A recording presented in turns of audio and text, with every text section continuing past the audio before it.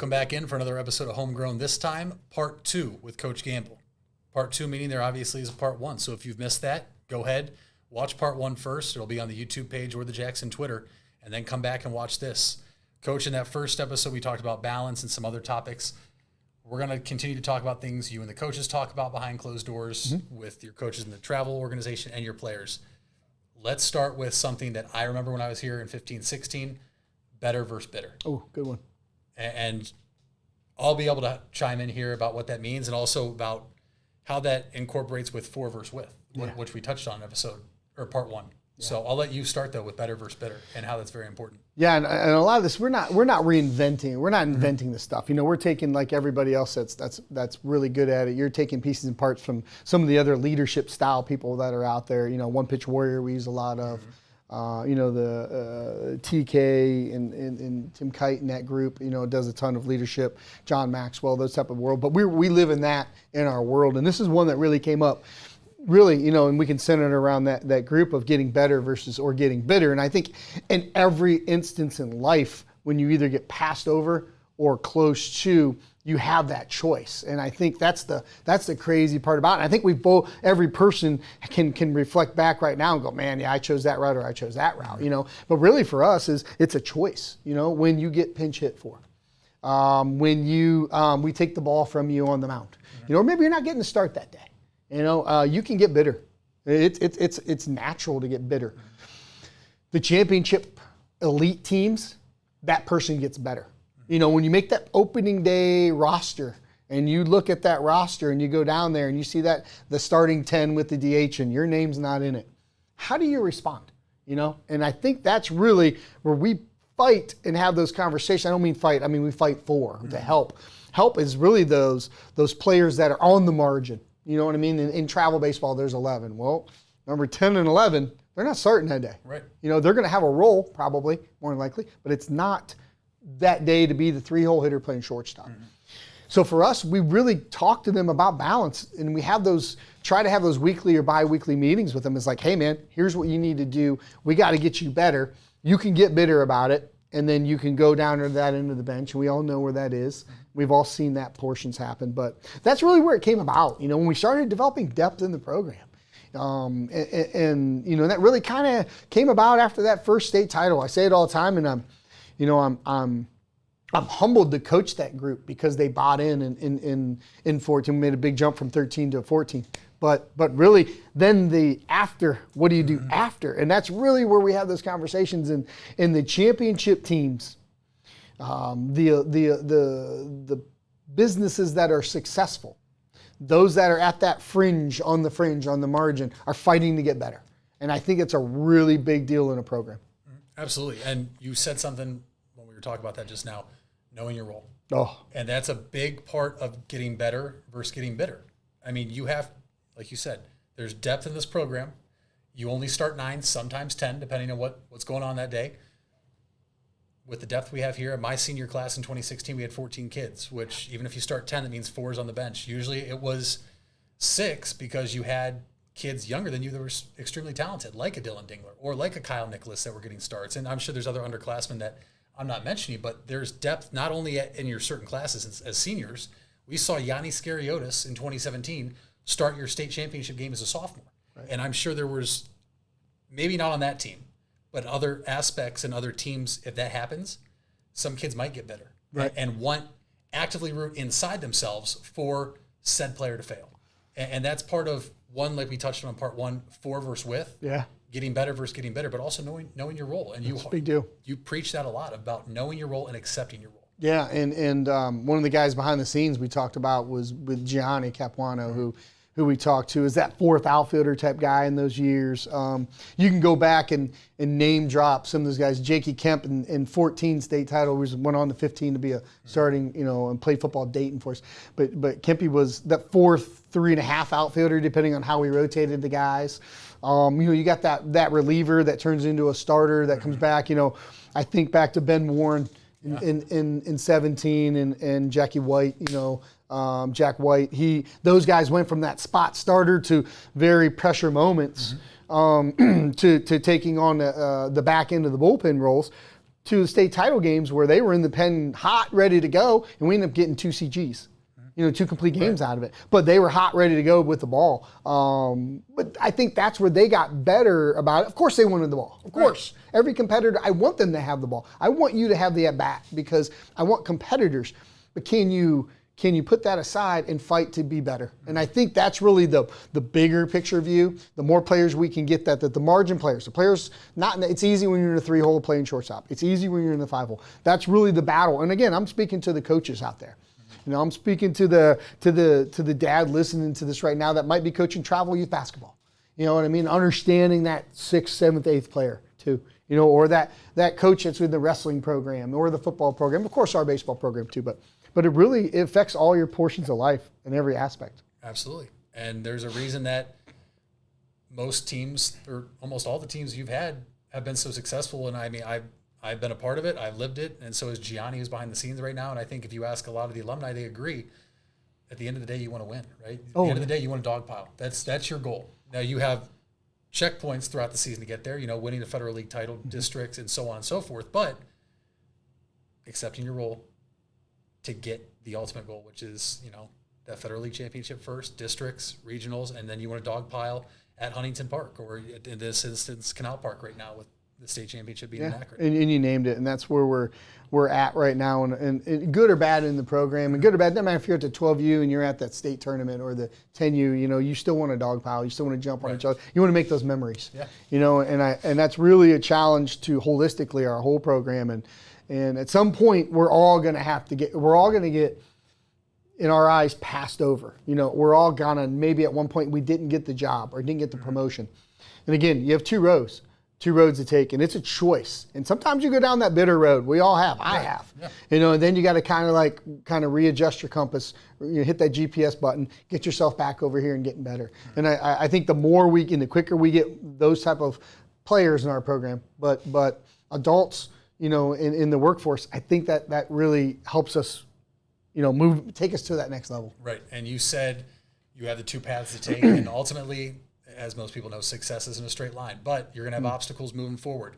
And that brings up another point you have, which is climbing the mountain versus moving the mountain and being a camper or a hiker. Yeah. And I mean, that's something really big and important to you as the head coach of this varsity program. And let's go ahead and talk about that now. Yeah. So a lot of time we've talked really in the last couple of years, really with that pressure, and I think you guys can speak, probably alum can speak about feeling that in the 15s and 16s and 17s. And gosh, now it's 18. It doesn't matter. You put the polar bear. I don't care if you're, again, at 13U, you're putting it on. People know what to expect out of you. And it's a good standard. It's a great standard to have, but there's pressure. And we can get into the cliches of how you handle pressure, and pressure's only this and that, but it's there, and it's an expectation, of what we put on. So we really have talked about that over the last, 18 months, but again, we'll throw the COVID year in there too. But we've really pushed this, trying to get those expectations to do your job. And really we talk about just climb the mountain. Quit trying to move the mountain. You don't have to do everything. I don't need that Superman mentality. And you kind of heard me some quotes a couple of years ago talk about just be Clark Kent. And I need you to be Clark Kent and do your job. And again, it goes back to, in fact, we used one of these, in our bulletin boards too, is the same idea as you don't have to move the mountain. You just have to keep climbing it. And we've kind of starting to take that next step into that is, okay, so I'm climbing, so now what? And, and when, in our leadership courses in reading, for me, Justin Brown came out with Stay the Course, just another young leadership guy. It's in the baseball guy. He was a Mount Vernon Nazarene pitching coach for a while. He's in the leadership world. He's in that millennial phase, but he's really venturing out on his own. And I got to read his book this spring, really. It was a great read, fast read. Check it out if you will. I'll give him a shout out. But he even talked about while you're climbing that mountain, are you a camper or a hiker? And you really start thinking about it. Man, all right, I'm there, I'm doing it, but am I really doing it? Right. And I think that's where we're talking about, are you camping or are you hiking? All right, we got you all on board and we're all going in the right direction, but are you hiking? If you're hiking, you got a purpose, right? You get your gears, you got this going, you got this. If you're camping, you got a purpose too, but it's a little more recreational. There's two sides to that. So really, we're trying to get our guys hiking up that mountain together. You know what I'm saying? And that's kind of that analogy cliche, but it kind of strikes a chord where we understand where we're going with it. Yeah. Yeah, absolutely. And to put it in a different aspect, how I thought about it, and we talked about this or touched on it quickly off the air. You are either camping or hiking, and what I mean by that is you show up to do weights. Are you there because you get a t-shirt?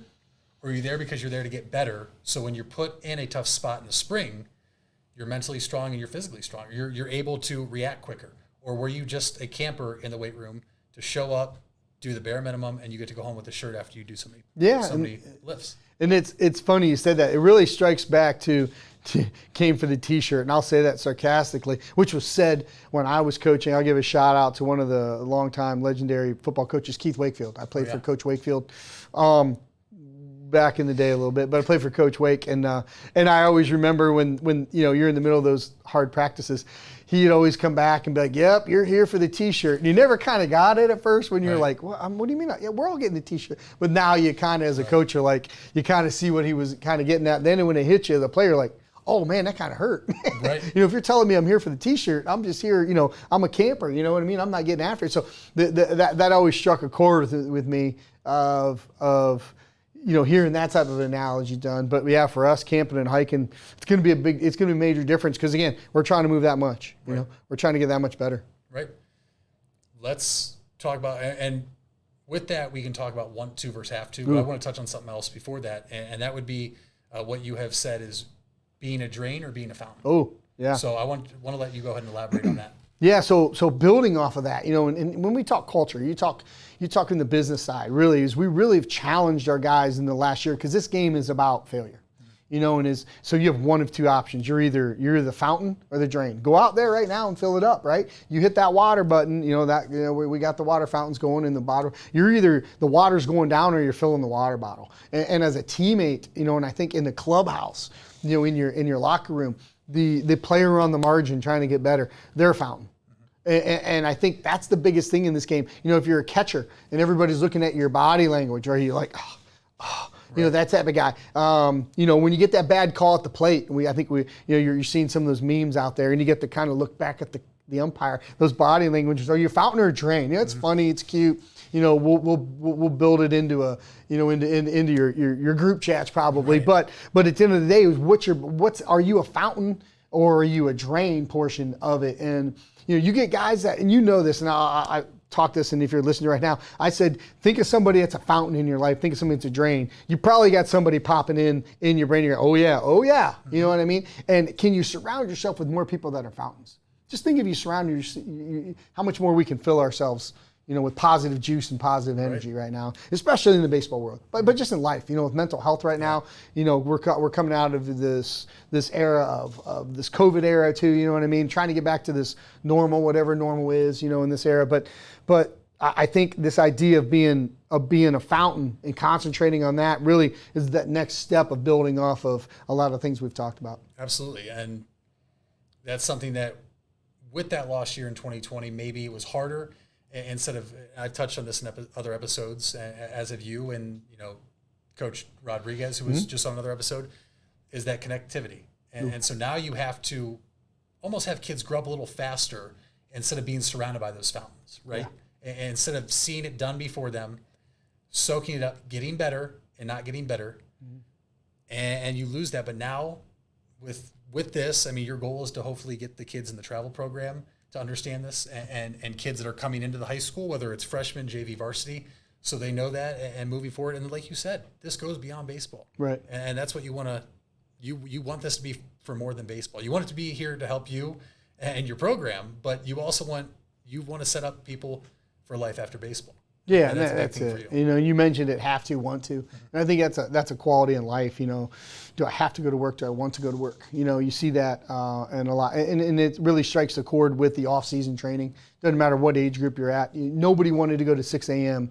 Runs in college, right? Nobody wanted to do 6 a.m. workouts. Nobody wanted to come in on 7:30. Couldn't wait to come in on Sunday night, 7:30 to do workouts, in January while football is going to be on. You know what I mean? But again, it's a have to, want to, and it kind of really goes back to that camper hiker mentality. And as many, want to guys that you can surround yourself with, I think creates that fountain. And the have to guys, the have to guys, the campers, you know what I mean? All of a sudden they start becoming, you got to kind of push those guys to the side, or those type of employees. We don't want those type of employees in your program. We want the want tos and the fountains. And I think the more we surround our young men with, and the more we surround ourselves with in our coaching staff and in our workforce, I think the better production you're going to see holistically in the end. Absolutely, because if you have more want-to guys, you're going to start getting that have-to guy and he's going to start to want to come to be with you. Absolutely. And be surrounded by either positivity or guys who are going to make him better.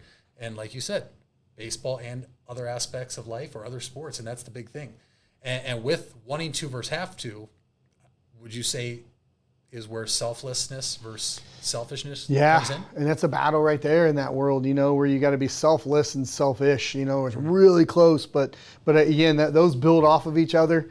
Again, all building off of these different, where do you have that balance in your life? Because we're going to go down one of those roads or the other road, and I think that's really where we're really challenging ourselves to reestablish that standard and continue to push the envelope.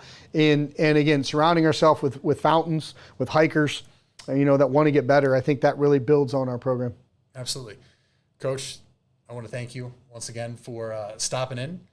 For part 2, if you are watching this and didn't see part 1, it's just right back on the Jackson YouTube page or Twitter page. So go back, watch that.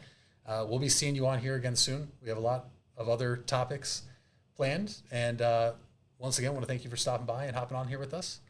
And we'll be talking to you soon. Love it, man. Thanks for having me. Of course. And for everybody else out there, if you've missed any of the episodes of Homegrown, go back to the Jackson Baseball YouTube page, or in the Jackson Baseball Twitter page. You'll find everything there. And until next time, we'll see you when we see you.